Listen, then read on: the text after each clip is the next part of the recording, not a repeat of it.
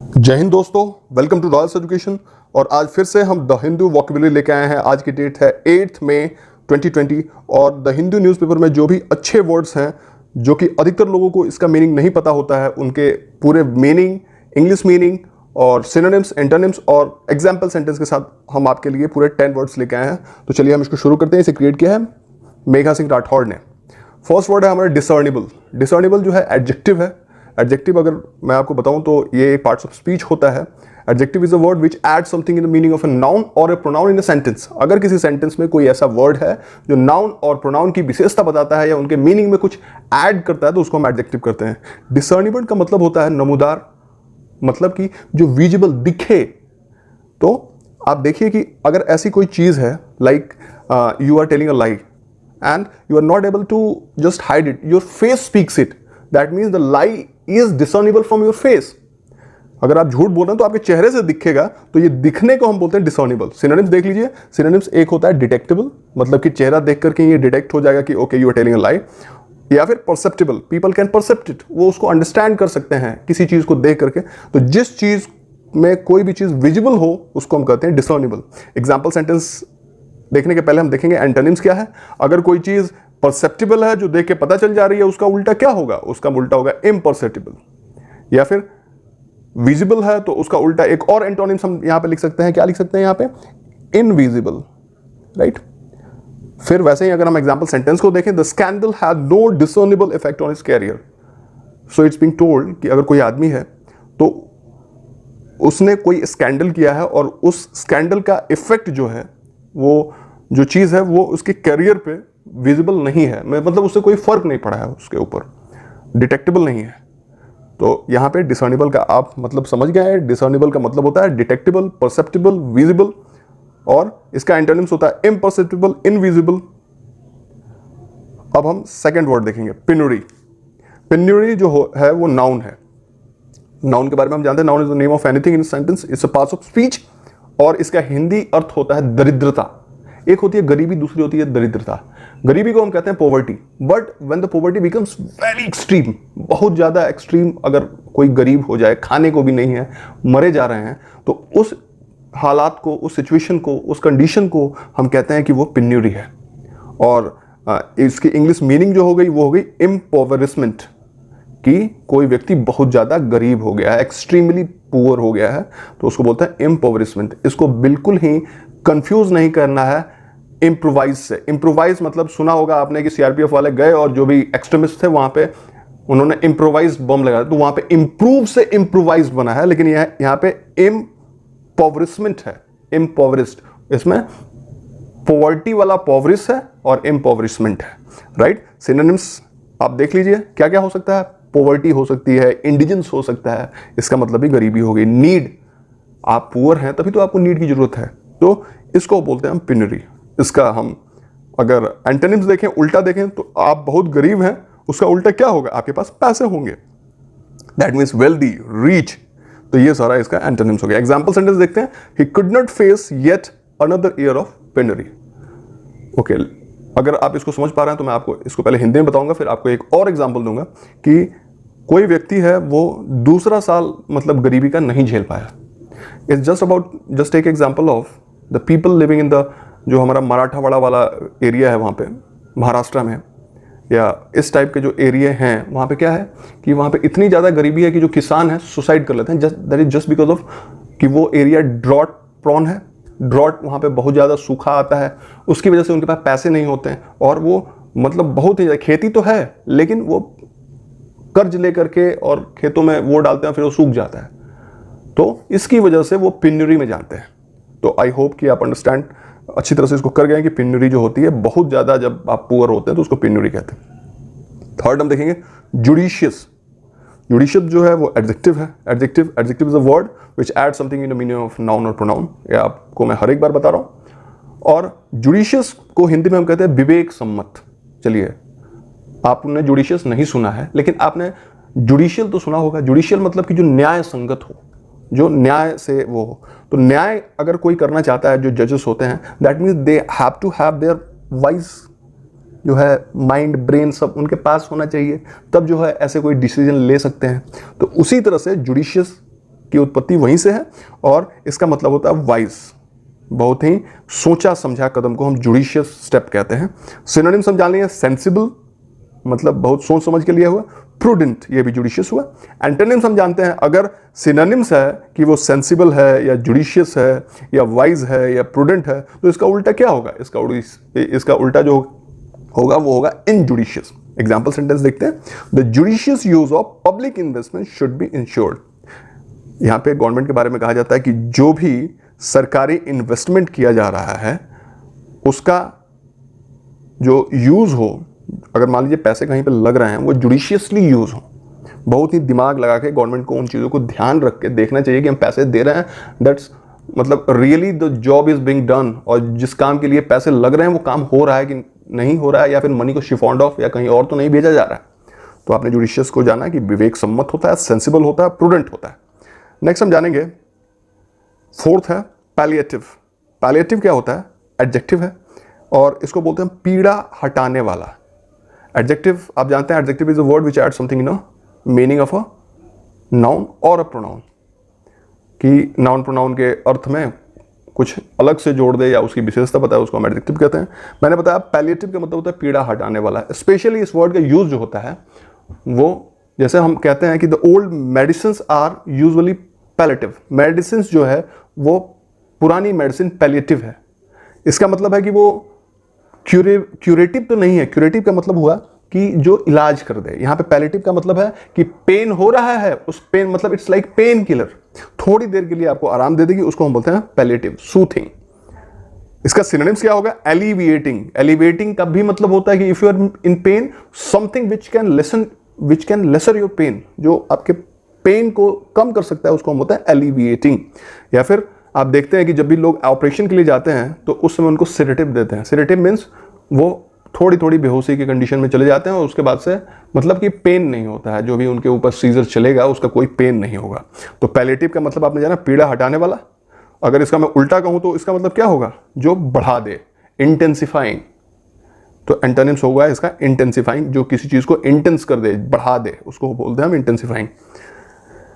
और इसका अगर हम एग्जाम्पल सेंटेंस देखें, मैंने आपको ऑलरेडी एग्जाम्पल दे दिया है। Many old medicine are only palliative. यहाँ पे कहा जा रहा है कि जो पुरानी दवाइयाँ हैं वो ज़्यादातर पैलिएटिव हैं, मतलब सिर्फ दर्द को कम करने वाली हैं। दे आर नॉट क्यूरेटिव, वो इलाज करने वाली नहीं है, सिर्फ थोड़ी देर के लिए दर्द को कम कर देती हैं। चलिए अब हम फिफ्थ देखेंगे, रिजिलियंट। रिजिलियंट जो है ये भी एडजेक्टिव है। एडजेक्टिव है, adjective is a word which add something in the meaning of a noun और अ प्रोनाउन। नाउन या प्रोनाउन के अर्थ में जो अलग से जोड़ता है या उनकी विशेषता बताता है, उसको क्वालिफाई करता है, उसको हम एडजेक्टिव कहते हैं। यहां पे हम जानेंगे रिजिलियंट क्या है। तो रिजिलियंट का मतलब होता है स्थिति स्थापक। बहुत ही उल्टा आपको सुनने में लग रहा होगा, बट एक्चुअली रिजिलियंट जो है, अगर किसी चीज पे हम प्रेशर दे रहे हैं, लाइक स्प्रिंग के बारे में, कि अगर उसके ऊपर प्रेशर दे रहे हैं तो जैसे ही हमने उस प्रेशर को हटाया फिर से उसने अपने शेप को रिगेन कर लिया, that is called resilient. That means the spring is strong enough, अपने जगह पे वापस आ गई। ओके अगर साइंस आप पढ़ते हैं तो साइंस में आपने ऑलरेडी पढ़ रखा है कि किसी चीज की इलास्टिसिटी क्या होती है। इलास्टिसिटी क्या होती है कि जब भी हम किसी चीज के ऊपर फोर्सेस लगाते हैं, प्रेशर लगाते हैं, तो अगर वो फोर्सेस एक सर्टेन लिमिट के अंदर है तो वो चीज जो है वापस से अपने शेप को रिगेन कर लेती है। सो वही जो होता है स्प्रिंग के केस में हम उसको रिजिलियंट कहते हैं।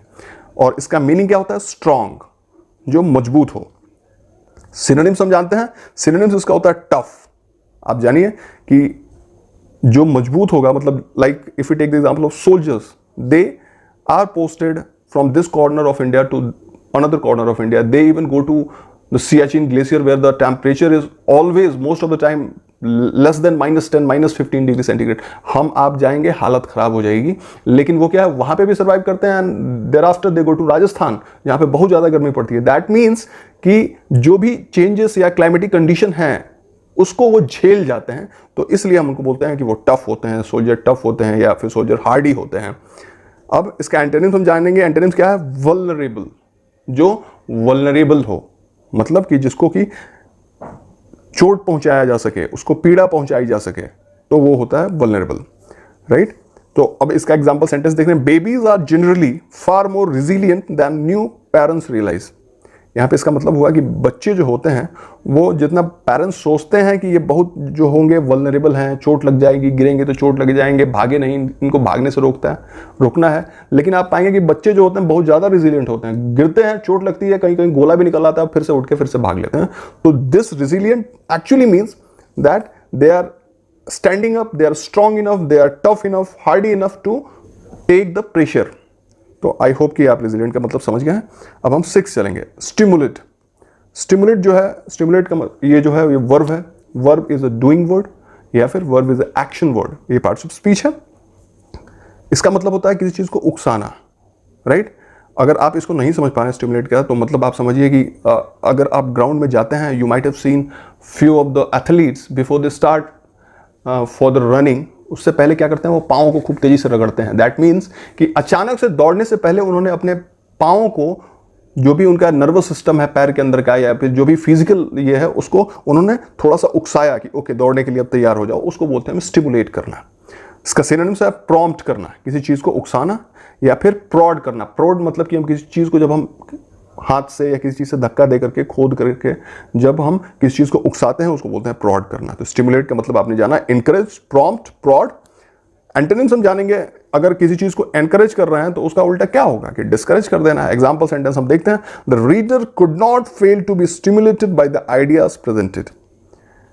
तो हम देखेंगे कि यहाँ पे कहा जा रहा है कि कोई पढ़ने वाला है, तो जब आप भी कोई भी चीज़ पढ़ते हैं तो पढ़ते समय क्या होता है कि जो भी वो ऑथर जिसने जो चीज़ लिख रखी है, जो आइडिया उसने दे रखा है, you are actually prompted by that idea. आप उसको न चाहते हुए भी यू टेक इट। तो यहाँ पे कहा जा रहा है कि जो भी पढ़ने वाला था वो रीडर, जो भी आइडिया को पढ़ करके स्टिमुलेट हो गया, could not fail to be stimulated, that means he was stimulated. तो आप समझ गए स्टिमुलेट का मतलब उकसाना होता है। हम देखेंगे 7th जो है बूस्ट। बूस्ट जो है, आप वॉलीबॉल खेलते हैं, वॉलीबॉल में जब बॉल नीचे आती है और काफ़ी नीचे रह जाती है तो उसमें एक आध प्लेयर होते हैं बॉल को ऊपर उठाते हैं। दैट मीन्स कि किसी चीज़ को रेज करना, अपलिफ्ट करना या फिर इंप्रूव करना, तो वो होती है बूस्ट। वर्ब है, verb is a doing word. और यहाँ पे हिंदी में मतलब क्या हुआ, किसी चीज़ को उछाल देना, ऊपर की तरफ बढ़ा देना, तो ये हमारा बूस्ट हो गया। सिनोनिम्स क्या हो गया इसका, रेज। जब किसी चीज़ को नीचे से हम उठाते हैं तो उसको हम कहते हैं बूस्ट कर रहे हैं या फिर अपलिफ्ट कर रहे हैं। एंटोनिम्स क्या होगा, आपने जाना बूस्ट का मतलब इंप्रूव कर देना, किसी चीज़ को रेज कर देना, इंक्रीज कर देना, अपलिफ्ट कर देना। तो उल्टा क्या होगा, डिक्रीज कर देना। अब एग्जाम्पल सेंटेंस देंगे, अ range of measures boosted tourism, कि गवर्नमेंट ने कई सारे ऐसे चीज़ें की जिससे कि उस राज्य में या उस जगह में टूरिज्म जो है, पर्यटन जो हुआ वो बढ़ गया, तो वो बूस्ट हो जाना। हम जानेंगे 8th है सर्कमस्पेक्ट। सर्कमस्पेक्ट जो है ये भी एडजेक्टिव है। Adjective is a word which add something in the meaning of noun और प्रोनाउन। हिंदी में इसका मतलब होता है एहतियाती। सर्कमस्पेक्ट में ही इसका मीनिंग छुपा है। सर्किम का मतलब चारों तरफ, स्पेक्ट, जब आप स्पेक्टर होते हैं तो आप किसी चीज को देख रहे होते हैं, राइट। तो उस समय क्या है कि जो चारों तरफ देखे, इसका मतलब वो क्या हुआ कि वो काफी ज्यादा रेडी है, कॉशियस है, केयरफुल है। तो इसका सिनोनिम्स क्या हो जाएगा, वेरी एंड केयरफुल। एंटोनिम्स, जब आप सर्कमस्पेक्ट नहीं होते हैं तो क्या होते हैं, कॉशियस नहीं होते हैं। कॉशियस नहीं होगा इसका मतलब कि अनकॉशियस होगा या फिर अनगार्डेड होगा। एग्जाम्पल सेंटेंस देखते हैं, officials were very circumspect in their statements, कि कोई ऑफिशियल्स थे, कहीं के कर्मी थे, अधिकारी थे, वो अपना स्टेटमेंट देने में बहुत ही ज़्यादा हमारे केयरफुल थे। लाइक कि अगर कभी आप पाएंगे कि जब भी सोशल मीडिया वाले या फिर मीडिया वाले उनके पास जाते हैं, किसी ऑफिशियल के पास पूछने कि ओके ये घटना हो गई, तो आप देखेंगे कि बहुत नपा तुला कोई भी ऑफिशियल जवाब देता है। हम आपका क्या, हम तो कुछ भी बोल जाते हैं, क्योंकि हमारी बातें उतनी ज़्यादा लेवल पे मतलब नहीं रखती और हमारा होगा भी क्या। लेकिन वो जो है उनका सीधे गवर्नमेंट, मतलब अगर वो कुछ बोलते हैं तो वो मीडिया में आ जाएगी और गवर्नमेंट भी उनसे इन चीज़ों के लिए नाराज हो सकती है। इसलिए they are very much circumspect and while they give the statement they are very much cautious. 9th हम देखते हैं ब्रीच। ब्रीच जो है ये हमारा नाउन है। Noun is the name of anything. Anything में हमारा कुछ भी हो सकता है, एब्स्ट्रैक्ट आइडिया हो गया, पर्सन, प्लेस हो गया, और थिंग में ही एनिमेट थिंग हुई, इनएनिमेट थिंग हुई, तो ये सारी चीज़ें हमारी नाउन है। ब्रीच का मतलब होता है, आपने बहुत ज़्यादा अगर आप मूवीज़ देखते हैं हॉलीवुड वगैरह की, तो वहाँ पे होता है कि ब्रीच ऑफ ट्रस्ट, मतलब कि उसने किसी का ट्रस्ट जो है, विश्वास है, उसको तोड़ दिया। और इसकी इंग्लिश मीनिंग जो होती है वो क्या है? कंट्रावेंशन। कंट्रावेंशन का मतलब होता है कि जब आप कोई स्टेब्लिश लॉ है या फिर कोई ट्रिटी है या कोई बिलीफ है, जब आप उसको तोड़ देते हैं, उस पर खरे नहीं उतरते हैं, तो उसको बोलते हैं ब्रीच। सिनोनिम्स क्या होगा? आप तोड़ रहे हैं, इसका मतलब चीजों को वायलेट कर रहे हैं या फिर ब्रेक कर रहे हैं।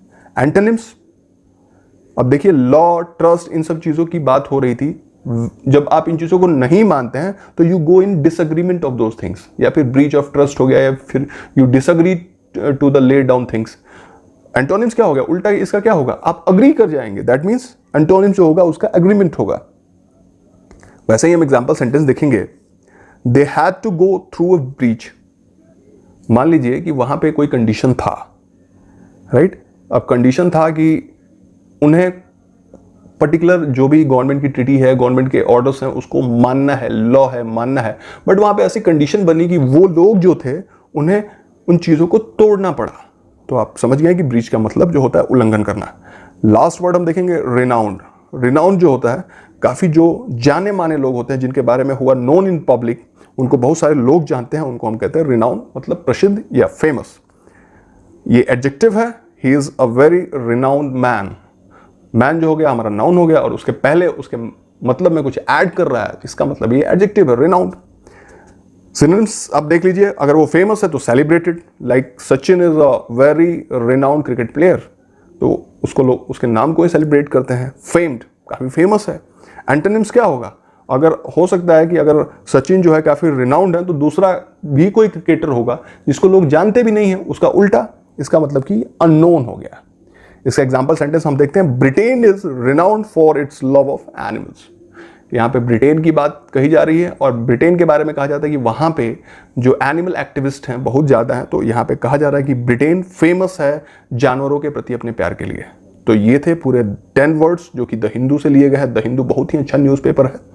आप उसके पॉलिटिकल इंक्लिनेशन पे न जाइए, आप देखेंगे कि उसके जो आर्टिकल्स वगैरह हैं वो इतने अच्छे होते हैं कि कई बार एसे राइटिंग हो गई या फिर यूपीएससी सिविल सर्विस में सीधे सीधे उसी आर्टिकल से लगा हुआ कोई चीज़ पूछ लिया जाता है, और वहाँ पे अगर आपने पढ़ रखा है तो सीधे सीधे आप जवाब लिख सकते हैं। उसकी लैंग्वेज जो है बहुत ही अच्छी होती है, और कई लोग को अगर नहीं समझ में आती तो you can at least go through other newspapers, जैसे कि हमारा इंडियन एक्सप्रेस हो गया, हिंदुस्तान टाइम्स हो गया, तो आप उनको भी देख सकते हैं।